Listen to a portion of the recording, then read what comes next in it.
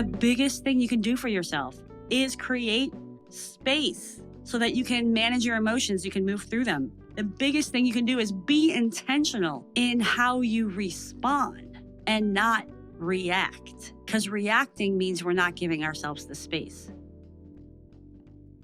Hello and welcome to the Unlock Lab. I'm your host, Tosca DiMatteo, and today I have a really important topic I want to talk to you about, and that is how to reduce feeling triggered and improve your emotional intelligence. It's really important to do this work, not just for the personal relationships in your life, but your professional relationships.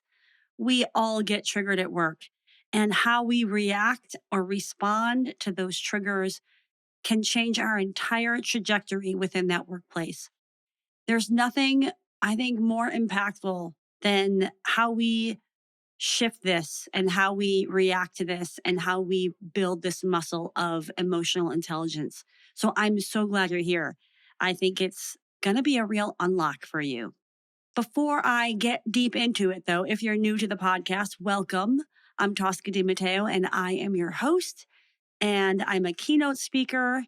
I do group and team facilitations and master classes, and I also do one-on-one coaching, all at the intersection of personal growth and professional breakthroughs. So whether I'm speaking about inner critic work, emotional intelligence, personal branding, or influencing change, these are all the kinds of things that I talk about. If you want to learn more and discover how you can work with me, visit CoachTosca.com. That's CoachTosca.com. Okay, so here's the first thing I'll say about triggers. Oftentimes, we get frustrated with ourselves about triggers, right? Like, who wants to be triggered? Like, nobody actually wants to be triggered, right? So I know that this can be something that we're looking to like completely eliminate.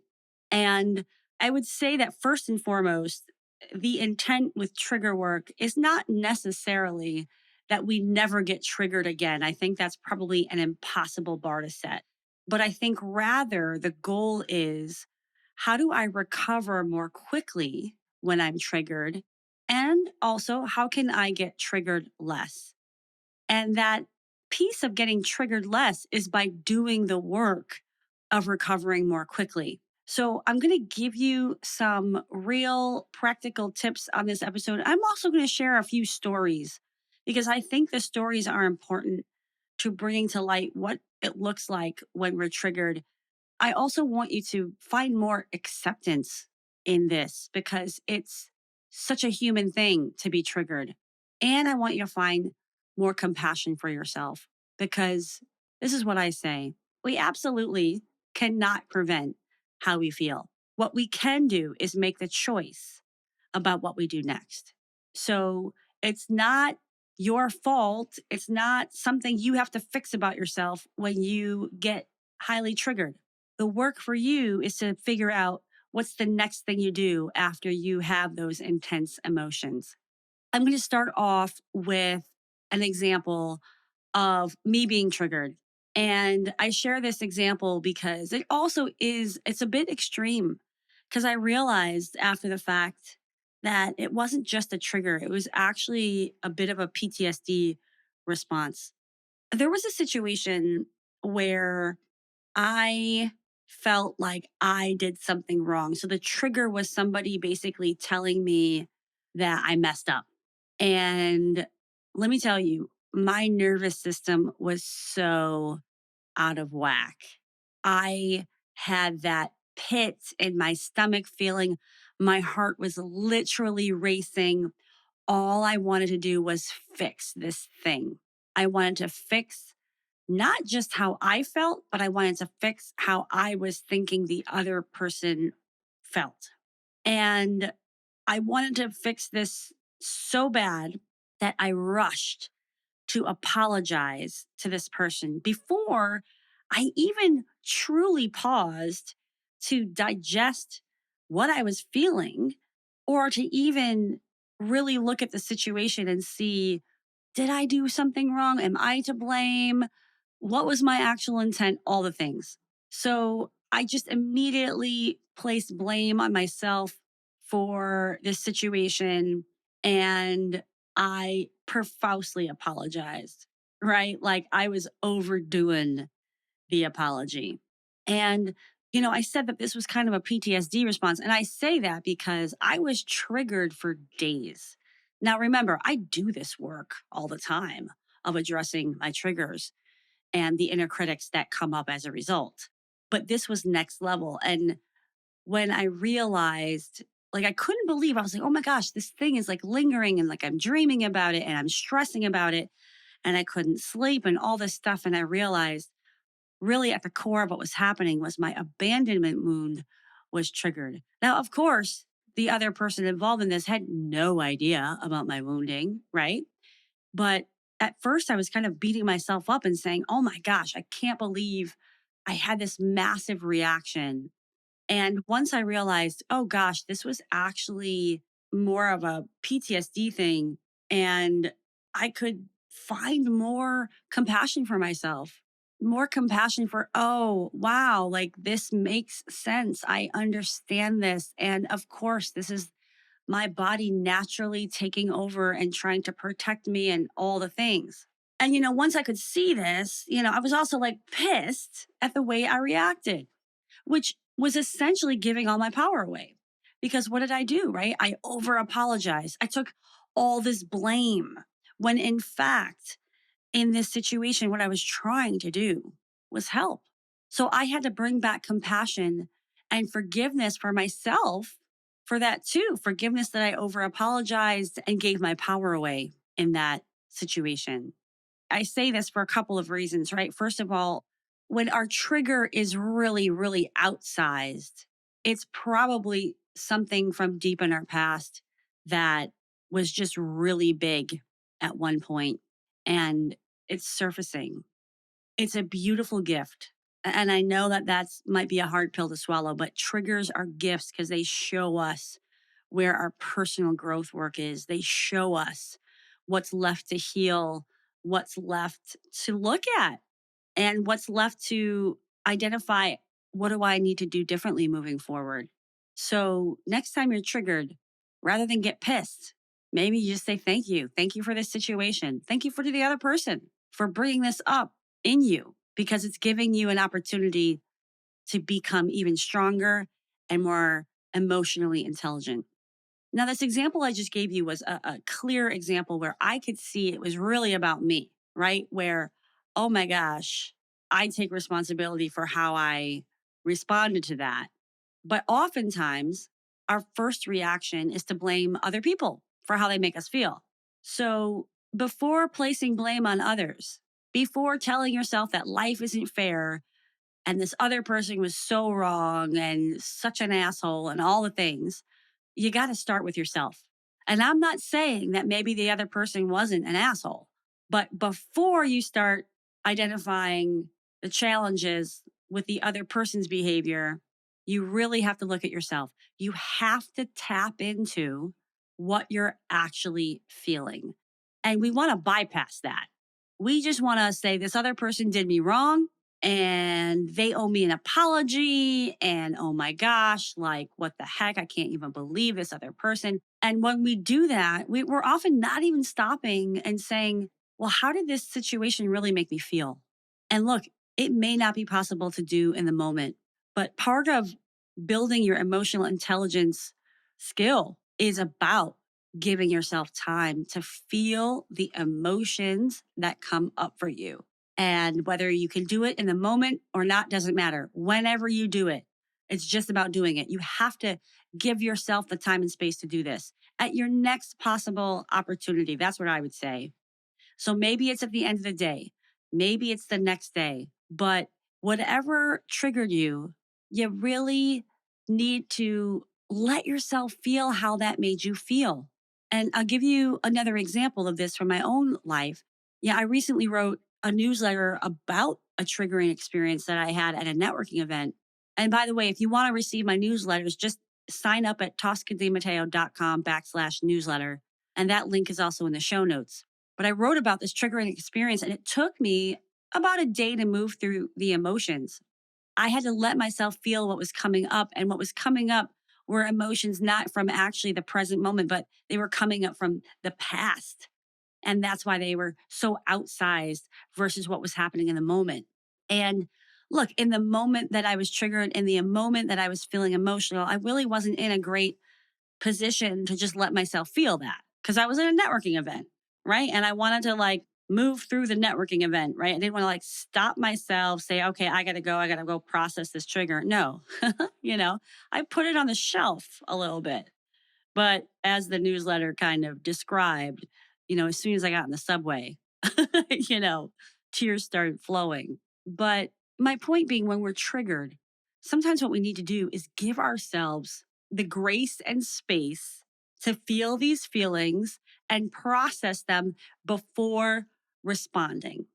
And we have every right to stop a conversation so that we can gather ourselves. And I know that this is not necessarily comfortable, especially if you're in a high stakes conversation or your conversation with a boss or a client or something like that. But you have this choice to say, you know what? I got to be honest with you. I'm going to need a little time to just consider a response that would make sense here. You can play with the language. There's a couple things that are coming up for me.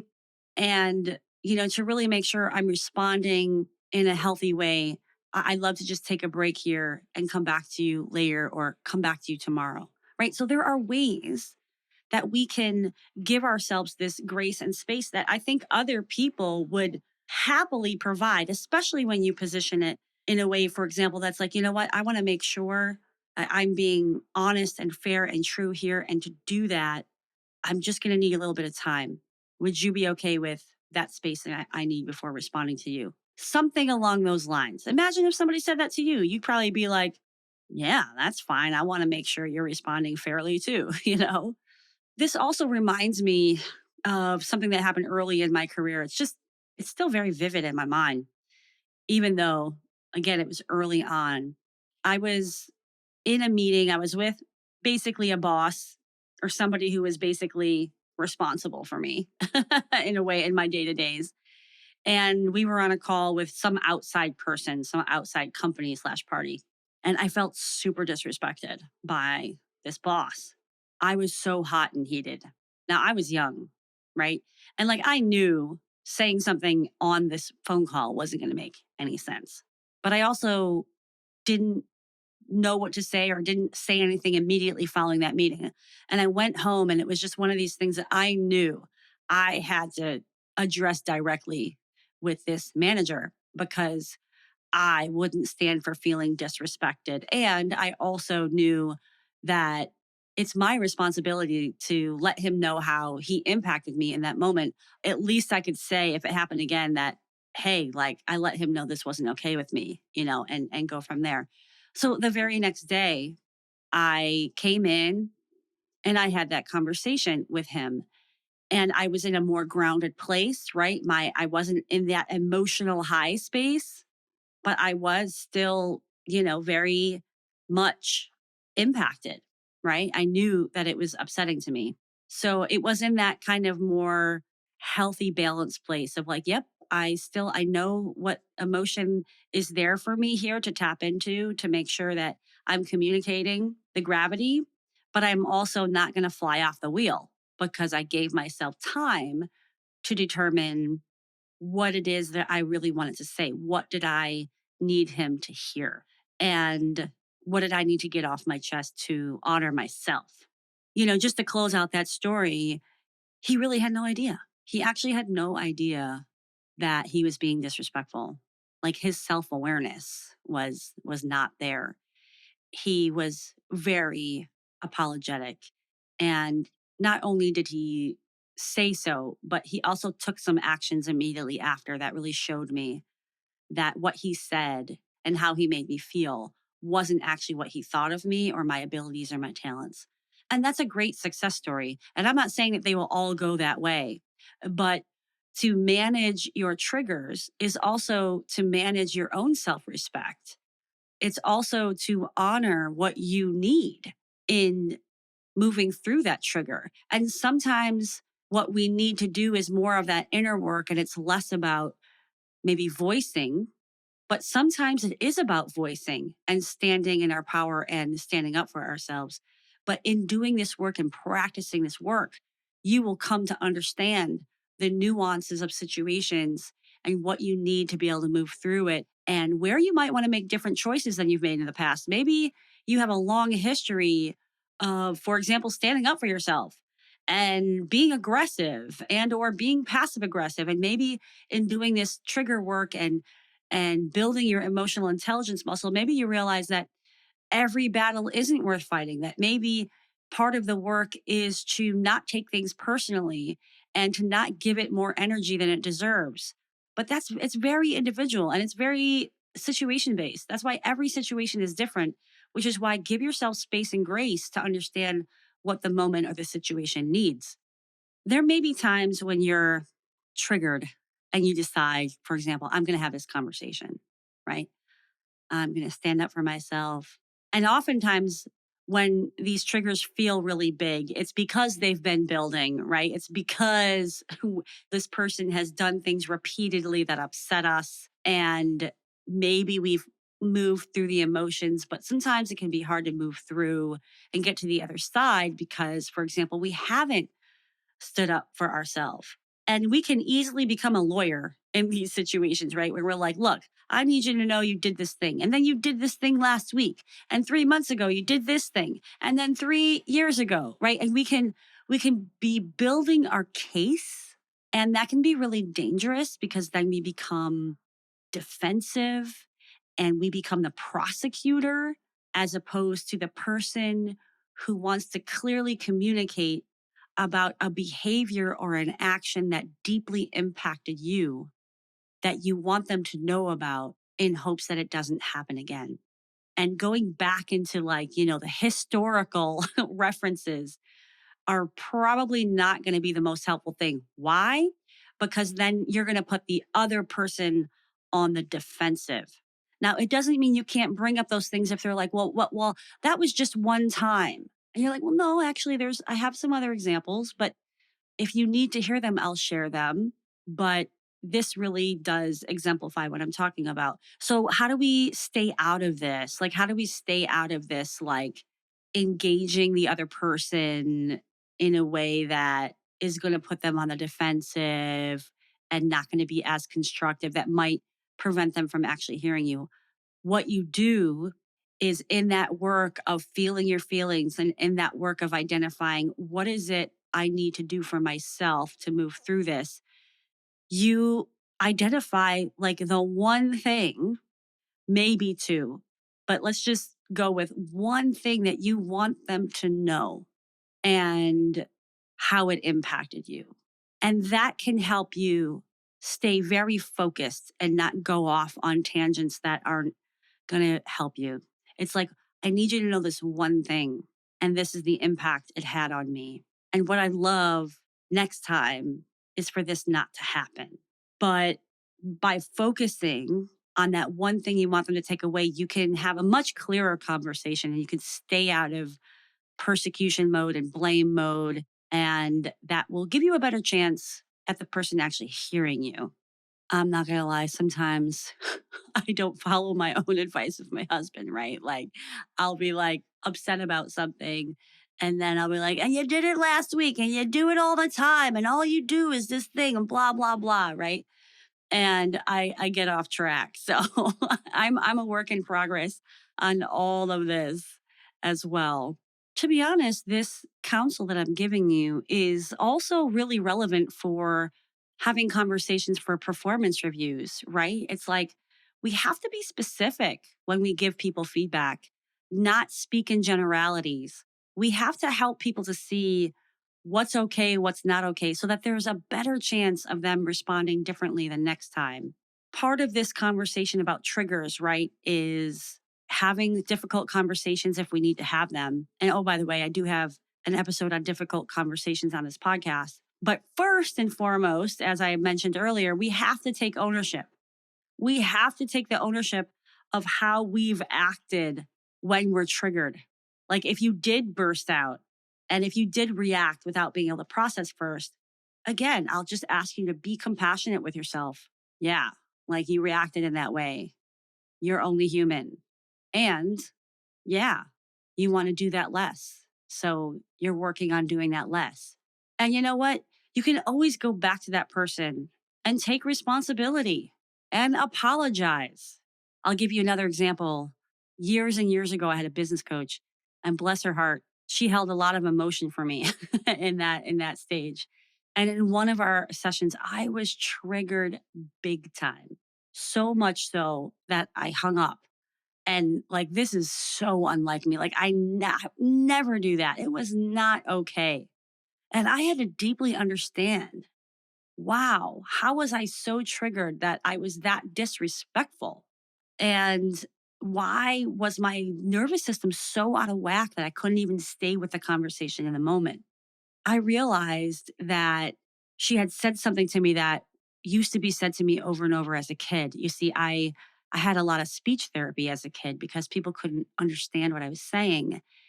And anytime I heard the words, I don't understand you, it was frustrating. Like there was nothing else I could do about it. I was communicating the best I could, the only way I knew how.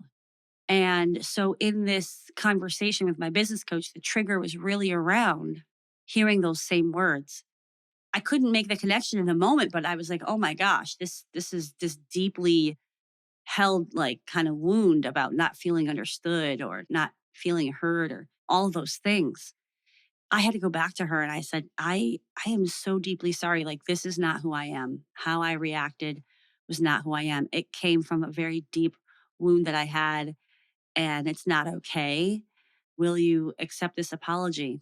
It was a deep trigger that had nothing to do with you and you didn't deserve it. And sometimes that's what we have to do in this building our muscles of emotional intelligence. We have to own our shit. We're not always going to get it right. It's hard for me to even share this story with you because, gosh, that is not who I want to be. But this is part of the work of every time the triggers come up, understanding what's going on because I would never want that to happen again. And I'm glad to say it never did.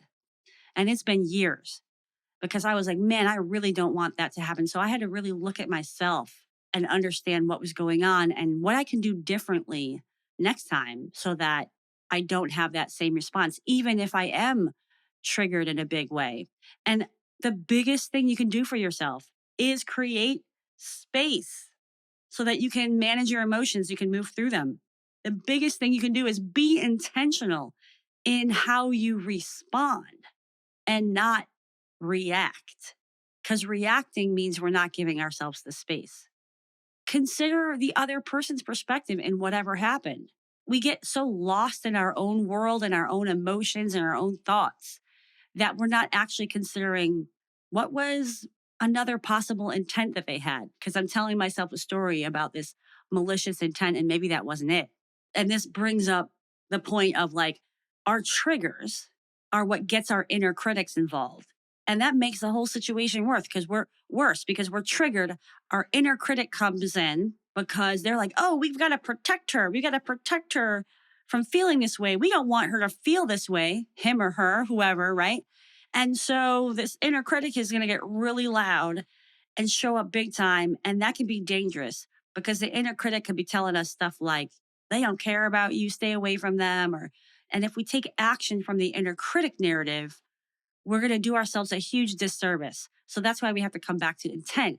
We have to come back to grounding ourselves and centering ourselves and being more balanced in our emotional state so that we can understand and better see what's truth and what's not, and what needs to be addressed and what needs to be let go of versus holding on to.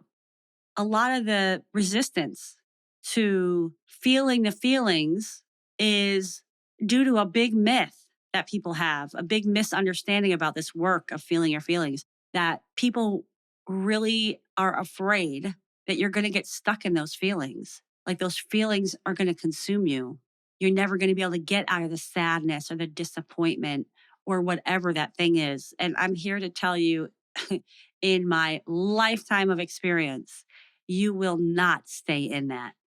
You will not go deeper into despair by letting those emotions up and out. because you will do exactly that. You will move out of the emotion. That's the alchemy of this process. You take these feelings that are hard and you transform them into something else. You transform them into self compassion. You transform them into love. You transform them into understanding. And the list goes on and on. But you're never going to know that if you don't actually try this. And you might be so freaking used to burying your emotions that you don't even know you have them. And quite frankly, a lot of the people that I work with are in that situation. Like they don't have access to the emotion of a situation because they're so habituated at suppressing them as a survival technique that probably started years and years ago that they never shifted out of. So, if any of this is resonating with you, by the way, this is the work that I do to help you with this emotional healing work so that you can get unstuck in your career and your job and your life. And if you want to explore working with me, please go to my website, coachtosca.com, and there's a way to set up an exploratory call or email me or whatever. This is the work that I do. I love doing it because you deserve to have that emotional freedom and you deserve to be able to feel more in control of your own inner world so that you can show up as the person you want to be in all your environments. And, the other resistance to this work is you might be afraid of what you're going to find out.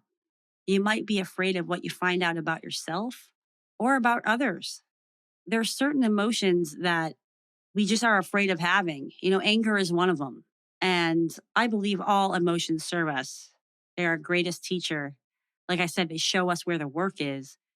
But you may be resistant to this work because you're like, well, I don't want to feel angry. It's not okay to feel angry. And there's a lot of stigmatism around anger, but allowing yourself to move through those emotions in a safe place is part of the healing process. It's part of building that emotional intelligence muscle so that you can better understand yourself and better understand how you want to show up for yourself and for others.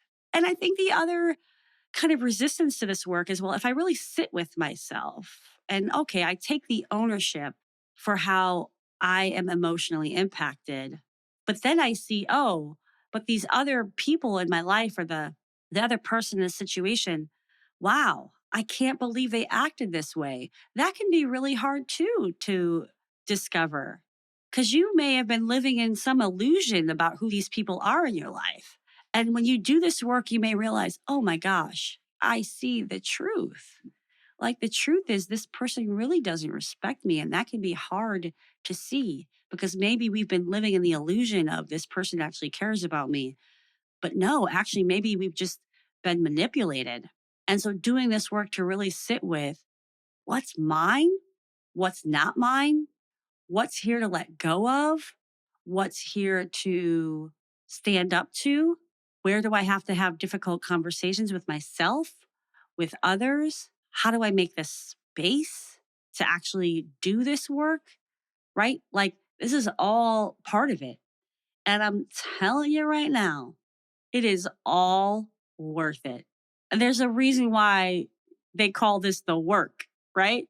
Because this is the biggest work of your life. This is the biggest unlock for you to be able to move through emotions and show up the way that you want is going to be the biggest unlock to realizing the life, the career that you want because you are working on the things that you can control. Because there's not much in this life we can control, but we can do the work on building our muscles and feeling more in control of our emotions because we know and have the tools for how to deal with it and how to deal with the triggers and how to recover faster.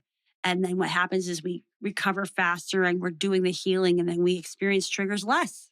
Part of that might be because we're holding boundaries and we're like, actually, I'm just going to prevent myself by being triggered by people that actually don't belong in my orbit anyway. But I digress. Listen, we had a beautiful summer. I hope you had a beautiful summer. And we're coming back into the full swing in the work world, right? Like the big vacations may be coming to an end. And so we might be easily triggered because we just had this experience where maybe we were able to let things go and we weren't in situations where we were being triggered. And now maybe it's easier to be triggered. So that's why I wanted to talk about this topic right now and know that that's normal and that things change. People are constantly changing, and how we show up is changing, and how others are showing up is changing. And that can create situations that are new and dynamic. And it also can create situations that feel similar to the past. And so we just have to see it for what it is and jump in and do this beautiful work that's going to change your life. Well, I'm so glad that you were been here with me, that you're in the Unlock Lab with me. And if you want to do this work with yourself or with your team to really unlock potential, to unleash motivation, to build the skills of building emotional intelligence, I'm your girl for this. Let me tell you, I love doing this work, and I hold it with such care and compassion for those who are looking in the mirror. So, again, reach out to me, go to my website, or visit the show notes to learn how to connect with me and get a discovery call going. My website is coachtosca.com. And thank you for joining me in the lab, and ciao for now.